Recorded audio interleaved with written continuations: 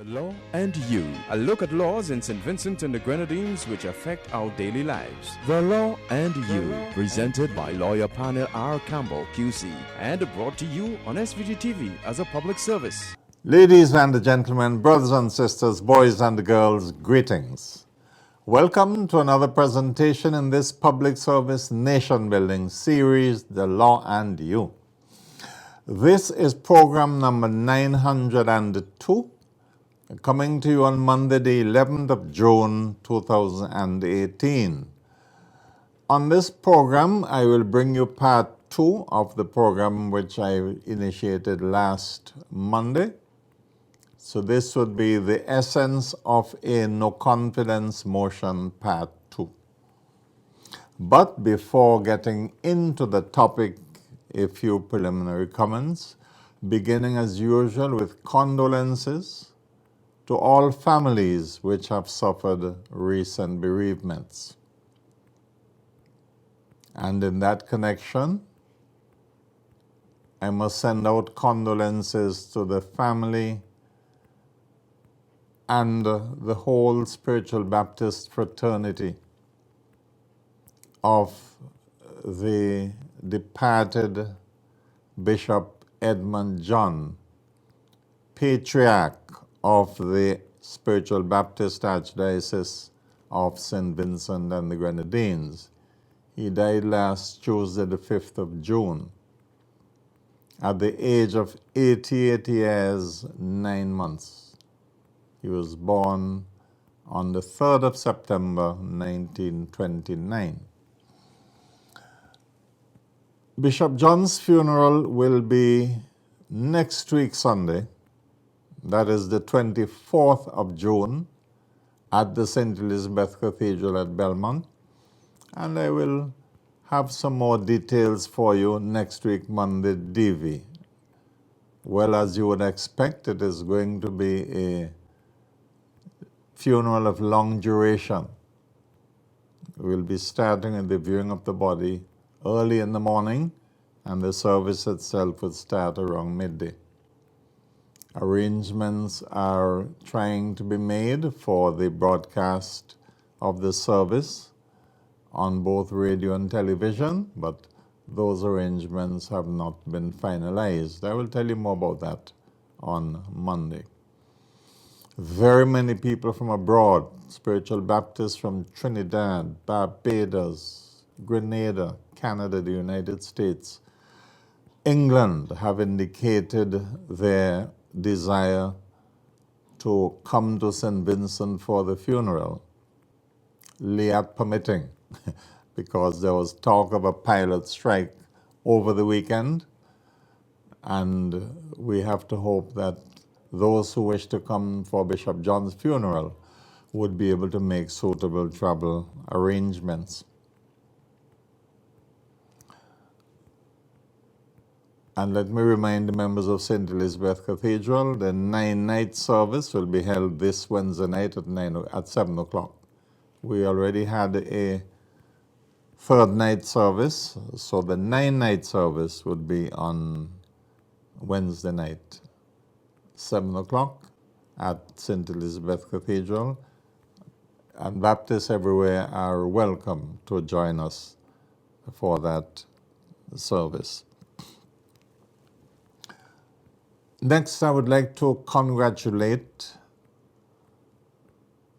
at least 2 of the gentlemen, I say gentlemen, the distinguished theologians who appear on Encounter.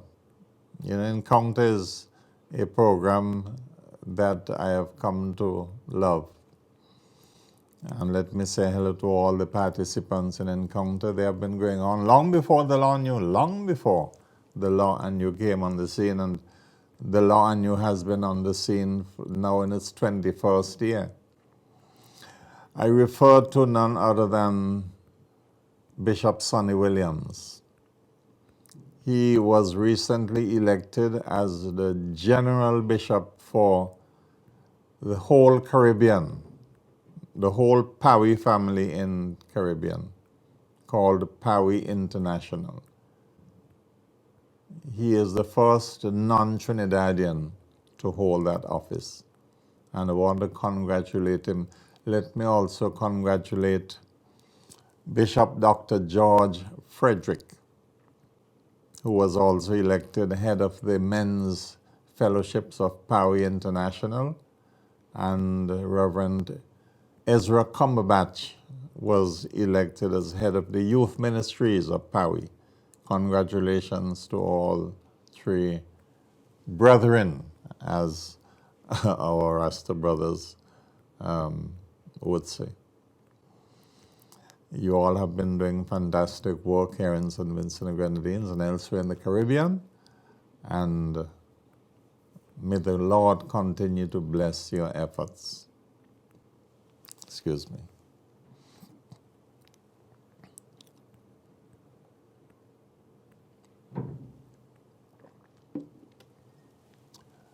Let me congratulate two of my relatives who got married to each other on Saturday. Kelroy Cunningham and his beautiful bride, Lisa. Now, even though they are my relatives, they're not related to one another because Kelroy is my first cousin on my mother's side. He's the son of the late Malcolm Cunningham, my mother's brother. And Lisa, on the other hand, is my second cousin on my father's side, P.R Campbell. Wish them all the very best as they go forward together. Finally, you will recall, those of you who looked at last week's program, that I sent my greetings and the best wishes to old George Daniel as he attempted to dance his way into the Guinness Book of Records at the Memorial Hall. Unfortunately, when I taped the program on Monday afternoon last week, I didn't realize that he had terminated the attempt earlier that same day, because I was planning to go and greet him at the Memorial Hall on Tuesday morning. But as I listened to television news Monday night, I heard that he had had a fall from the stage and had been advised to discontinue the attempt. Well, I had the occasion to speak to old George both on Saturday and again today. He is leaving tomorrow morning to go back to Canada. And, old George continues to inspire me. He is full of faith, and he says with the blessing of God, he will attempt it again. I think this time at a different venue and with a different format, but I want to wish old George all the very best. I was saddened and disturbed to hear that he practically had to pay all the expenses of his visit to St. Vincent, accommodation in St. Vincent, the renting of the hall, which thankfully said the authorities reduced significantly for him. But I hope the next time he attempts that feat here in St. Vincent and Grenadines, or any other feat associated with his endurance, I hope that the authorities would play a greater role in assisting him, because after all, what he will accomplish and has already accomplished has redounded to the benefit of St. Vincent and Grenadines. So let us hope that the next time he attempts an endurance feat here in St. Vincent and Grenadines, the event would be given more publicity and would have more involvement at the official level. Old George, if you are looking at this broadcast, I thank you for what you have done already for St. Vincent and Grenadines, and I look forward to your eventual success in that endeavor. But as the newspapers reported, you have said, and as you yourself have told me, you have already accomplished a lot of the mission in that you have publicized the worthy causes for which you have been attempting this feat. All right, well, part 2 of the topic, no confidence motion. Well, as usual, a topic of that nature, because it is a discussion on what has been a highly controversial subject, continues to generate a lot of discussion. And there are some who express to me their thanks for my exposition on the question of confidence and no confidence. And one particular person with whom I am very close had suggested that I should repeat the program.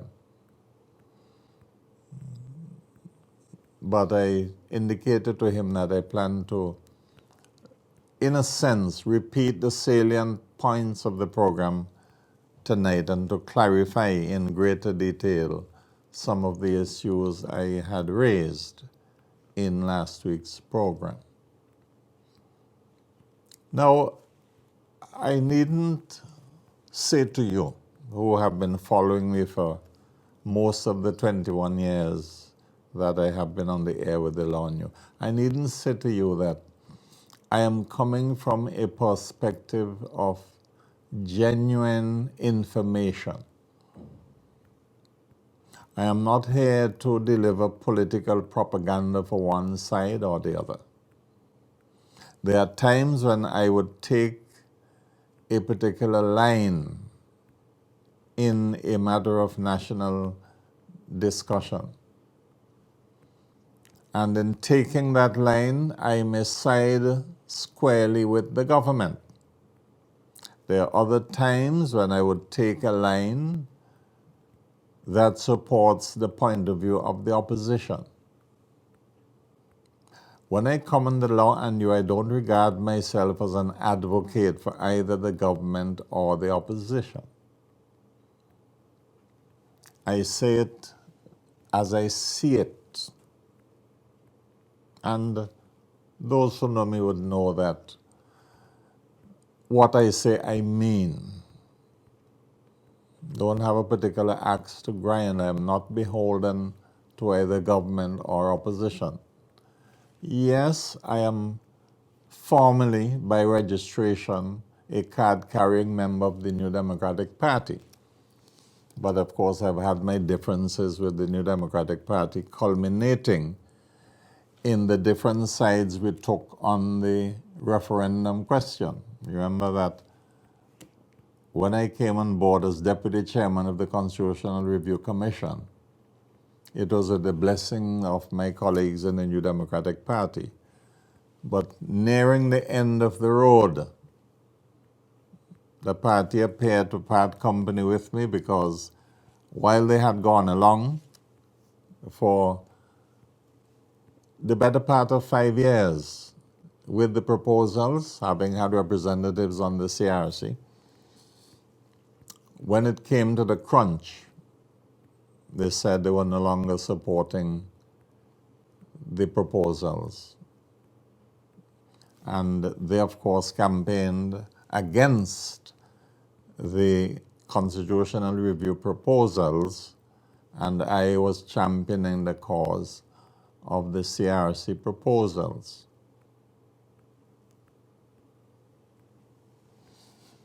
Now, on the question of the, let me say another thing. Somebody challenged me on a statement I made last Monday night on this program. He said, Mr. Campbell, how you could talk about NDP getting back into power? They will never get back into power. So I told the brother, I said, don't say that.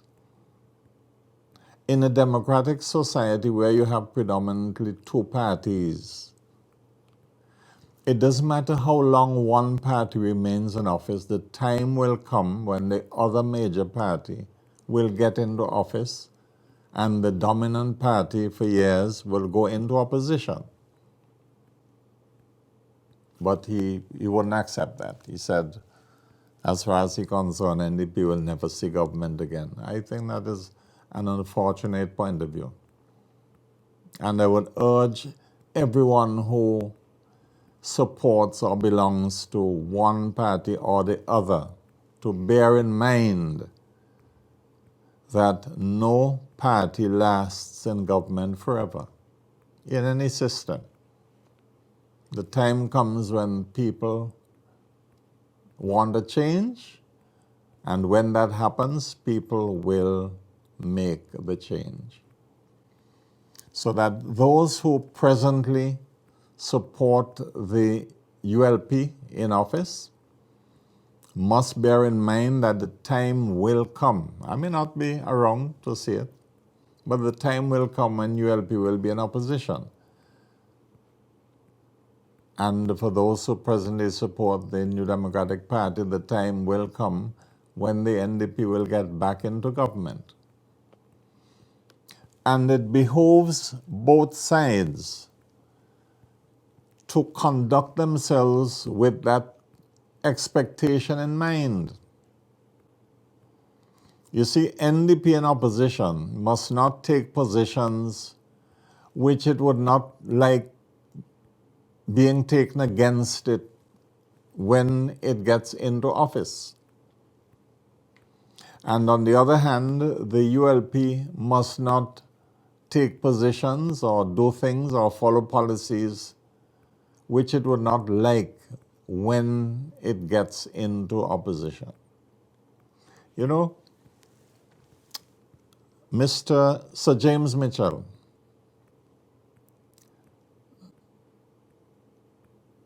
when I was in his cabinet, which was, as you know, from May 1987 till September 1995, there were some lessons which he taught us, which were extremely beneficial, certainly to me. And you know, one of the things Mr. Mitchell used to always tell us, whether we're in cabinet or in caucus, he used to say, gentlemen, never let us make a law as government that you can't live under as opposition. He used to always say that. He used to always remind us, gentlemen, we belong to the in and out club. We're in office now. Those were the days when NDP was in power. He said, but he used to tell us the time will come when we would not be in office anymore. And we better make sure we don't pass a single law that we can't live under when we go in opposition. Some of the brothers didn't like to hear that sort of language, but he was brutally frank with us and always kept our feet on the ground and always got us to conduct ourselves in a way that the time would come when we would no longer be in government. And I want to thank Mr. Mitchell for imparting that lesson to us. And at times he would, you know, and men would irritate him, and he would say, the time will come, you know, when we would not be here, and I want to see who will be wilderness material. I always remember that phrase. So he wanted us to conduct ourselves so that we are good wilderness material, so that when the time came and we were in the wilderness, we would know how to survive. That was Sir Mitchell. I mean, there was another slang of his, a slogan. He used to say, gentlemen, interest does not take holidays. And if you think about it, he said, when the government or an individual has a loan and it is interest bearing, interest goes on every single day of the year. The interest doesn't take holidays. Many other things that he taught us. And I'm sure he would have been advising the personnel in the opposition. as to certain do's and don'ts. And I hope they listen to him. A couple days ago, he made a statement about the position of opposition senators, and many people didn't like it, but you have to consider the fundamental good sense of what he was saying at the time. So, let me rehash the main things I said last week about no confidence motions. Remember I said, in the textbooks,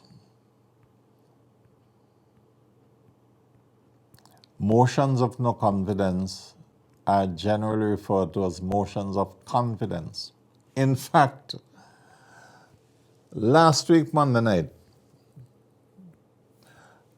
having taped the program Monday afternoon, I was listening to the news on BBC, World News. And there was the announcer speaking about emotion of confidence being held in a particular European country. So that whether you call it emotion of confidence or emotion of no confidence, what matters is whether those challenging the government in Parliament have an arithmetic majority, an arithmetical majority on their side. In the case of St. Vincent and the Grenadines, only the 15 members of Parliament can vote on a no confidence motion or a confidence motion. And the only question to be answered in that vote is, does the government get a majority of the votes or the opposition gets a majority? If the government has a majority, then a no confidence motion doesn't bring about any change. It is just a tactical maneuver where people cross the floor, and the opposition knows that people have crossed the floor, and the opposition knows it has a majority, then you can properly bring a no confidence motion, because then the no confidence motion would be genuine. You recall what happened in 1972? In 1972, the electorate gave the PPP 6 seats, it gave Labour 6 seats, and gave Mr. Mitchell his seat in the Grenadines. Those days the Grenadines was one constituency, not like now where it's Northern Grenadines and Southern Grenadines. And as a result of that, Mr. Mitchell eventually, and I say eventually about 3 days after the elections, joined with the PPP and formed a coalition government. Called it the Mitchell-PPP Alliance government, okay? You would also recall, when I say you, I mean the older heads, because many of you are not born yet, that in 1974, by August 1974, Joshua had quarreled with Mr. Mitchell. Joshua didn't like the idea of being second fiddle to Mr. Mitchell, who was Premier at the time, and Mr. Joshua was Minister of Agriculture. And at the agricultural exhibition, which was held in August 1974, where they used the Memorial Hall, Richmond Hill School, and the Prep School as the exhibition centers, Joshua opened the exhibition standing on the balcony of Richmond Hill School and gave a parable of the crocodile and the scorpion. He said the scorpion wanted to get from one side, one bank of the river to the other bank, and asked the crocodile to give it a ride. And the crocodile said, okay, and the scorpion then got on the crocodile's back, and the crocodile started to cross, and halfway in the crossing of the river, the scorpion made a joke to the crocodile and said, suppose I sting you, what will happen? And the crocodile said, oh, well, this is what will happen. and the crocodile dove down in the water, causing the scorpion to drown. I remember listening to that speech in the presence of Corwin Morris and Kenneth John. We were standing together under the cockfight tree, which was then just between Memorial Hall and the school, more to the playing field side. And immediately we knew that Joshua had made up his mind to leave the Mitchell government. And by the end of August, going into September, the Labour Party filed a motion of no confidence in the government.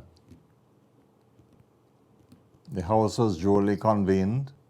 The no confidence motion was debated, and Joshua and his wife, Mrs. Ivy Joshua, the Honorable Ivy Joshua, voted with the Labour Party opposition to bring down the Mitchell-Joshua government, which precipitated elections in December 1974, which Labour won 10 seats. Joshua and his wife won their seats, making 12, and Mitchell was the only man in opposition. Then early in 75, the new government changed the constitution effectively to appoint Mrs. Joshua as leader of the opposition because they couldn't stand the thought of Mr. Mitchell being leader of the opposition. Now, in that scenario, the motion of no confidence brought by the Labour Party was a genuine motion because they knew they now had a majority. They had already 6 seats and they were getting Joshua and his wife to make 8, leaving Mitchell with the other PPP members and himself. That was a genuine motion of no confidence. But in January 2018, when the NDP opposition knew full well it didn't have the majority of the seats, and they tabled a motion of no confidence, they just did it as a tactical maneuver because they knew they didn't have the majority, so nobody had indicated that they were going to cross the floor, or nobody had indicated that they would support them.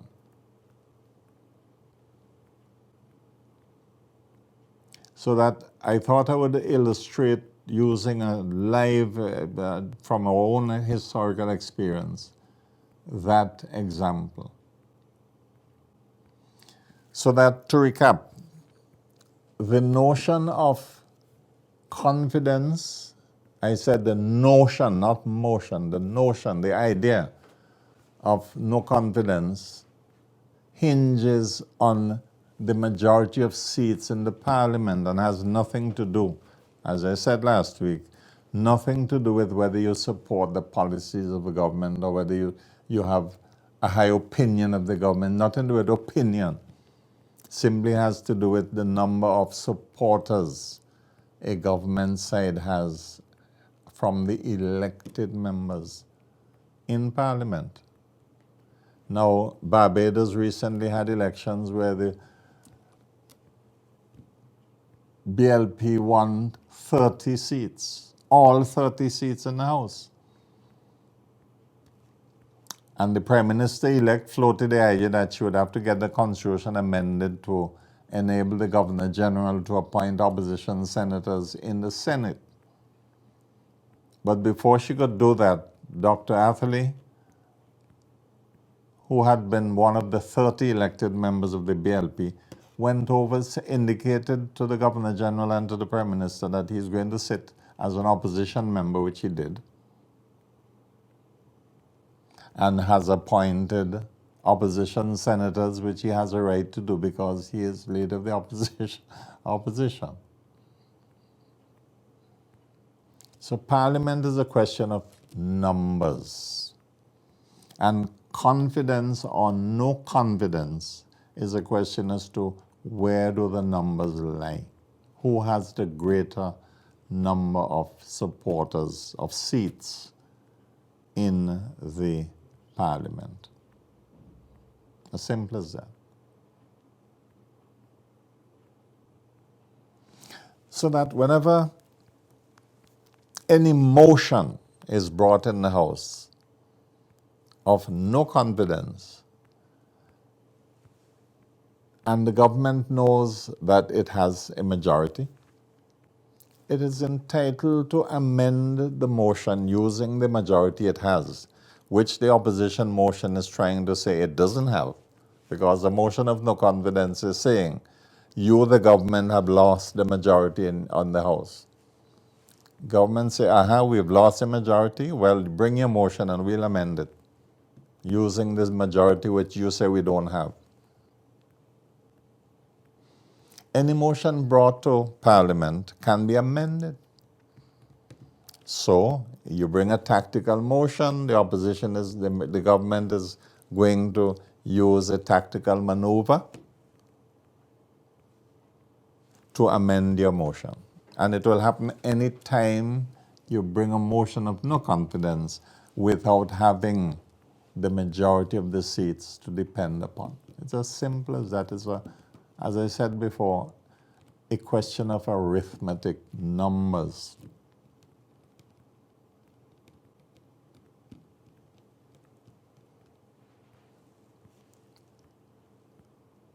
As simple as that.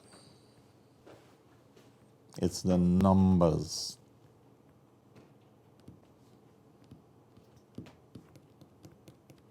That is what elections are about. So that where a government can command the majority support, it will always defeat a no confidence motion. Always, in any part of the world. Where a government loses its majority in the House, then it would be defeated in a vote taken on a motion of confidence or no confidence, provided that Parliament is allowed to convene, as it was not allowed to convene in the case of St. Kitts.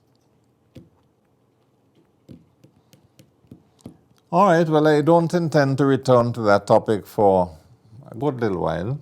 I have other matters to talk about, but I thought I would make that point crystal clear, because I still hear this talk about the government having taken advantage and having unconstitutionally amended the motion of no confidence. And nothing unconstitutional about that at all. Nothing unconstitutional about a government using the majority which you say it hasn't got to defeat a motion of no confidence. All right? Okay. Well, that is it from this program of The Law and You. I look forward to being of further service to you next week, Monday, DV, for another presentation in this public service nation building series, The Law and You.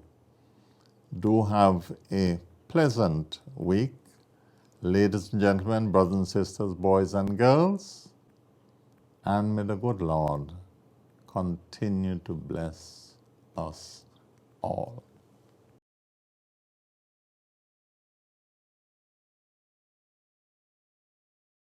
The Law and You, a look at laws in St. Vincent and the Grenadines which affect our daily lives. The Law and You, presented by lawyer panel P.R Campbell QC and brought to you on SVG-TV as a public service.